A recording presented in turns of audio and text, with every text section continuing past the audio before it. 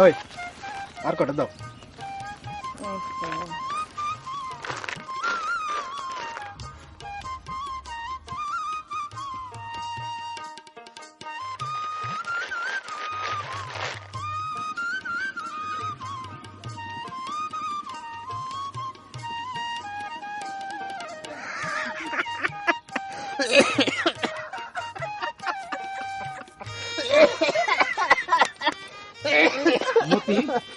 আমারে দেখে হাসি দিলা কেন?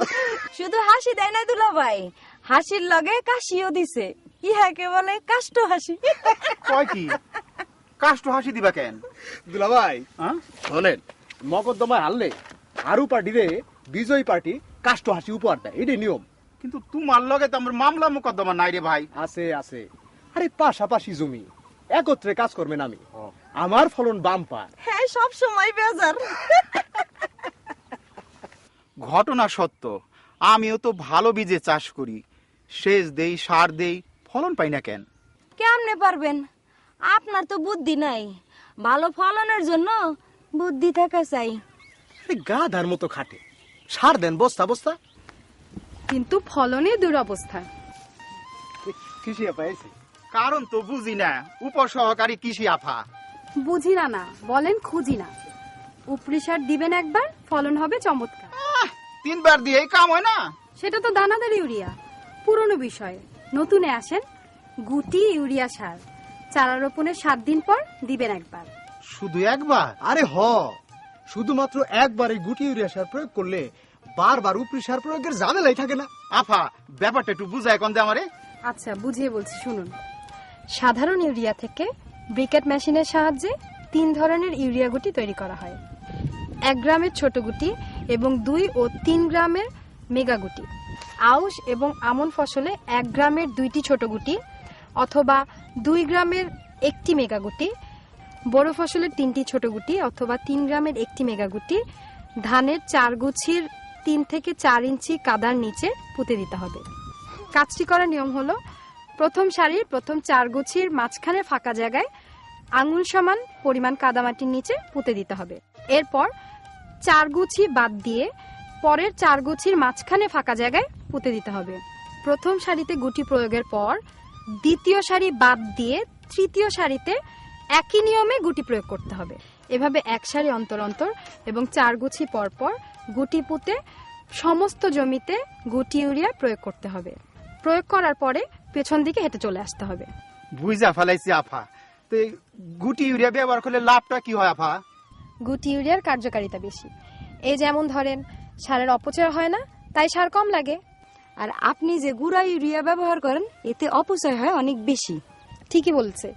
গুঁড়া ইউরিয়া গ্যাস হয়ে বাতাসের সাথে মিশে যায় এবং পানির স্রোতে ধুয়ে যায়। এইভাবে শতকরা 70% অপচয় হতে পারে। কাদামাটির নিচে থেকে গুটি ইউরিয়া ধানকে সবসময় এবং সমানভাবে খাদ্য দেয়। আরেকটি কথা, গুটি ইউরিয়া প্রয়োগের 30 দিনের মধ্যে সেই জমিতে আর নামা যাবে না। আর যদি নামতেই হয়, তাহলে যে স্থানে পা রেখে গুটি প্রয়োগ করা হয়েছিল ঠিক সেই স্থানেই পা রাখতে হবে। আপনারা বুঝতে পারছেন? আপনি বুঝছেন? হ আফা, বুঝছি। আমি তো আগেই বুঝছি, তাই তো আমি গুটি ইউরিয়া সার ব্যবহার করি। এখন দুলাভাই বুঝলেই কাম। হ, বুঝছি। এখন থেকে আমি গুটি ইউরিয়াই ব্যবহার করব আফা। তাহলে আমি যাই এখন, আমার কাজ আছে। আসসালামু আলাইকুম আফা। জি, আসসালামু আলাইকুম আপা। আয় মতি, জি আমি যাই। তুই আমার উপকারী করছস। যাই রে ভাই, জি যাই। জি দুলাভাই, আসসালামু আলাইকুম। চল রে জরিনা, কামেন আমি।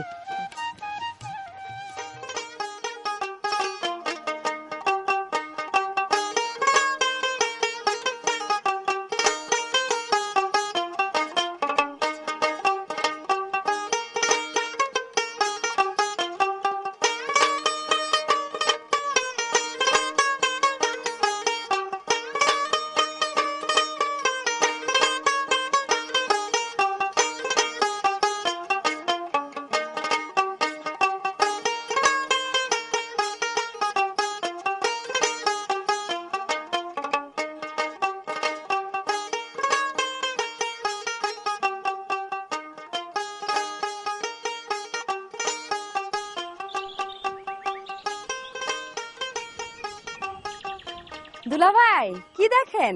বুদ্ধির খেলা দেখি রে বোন। চাষে খরচ হইল কম, ফলন হইল বেশি।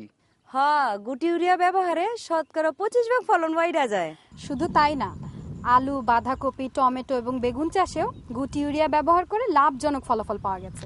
এই জন্য তো গুটি ইউরিয়াই ব্যবহার করা দরকার। নিশ্চয়ই দরকার। কারণ গুড়ায় হয় অপচয়, ফলন কমে যায়, গুটি ইউরিয়া ব্যবহারে অধিক ফলন পায়।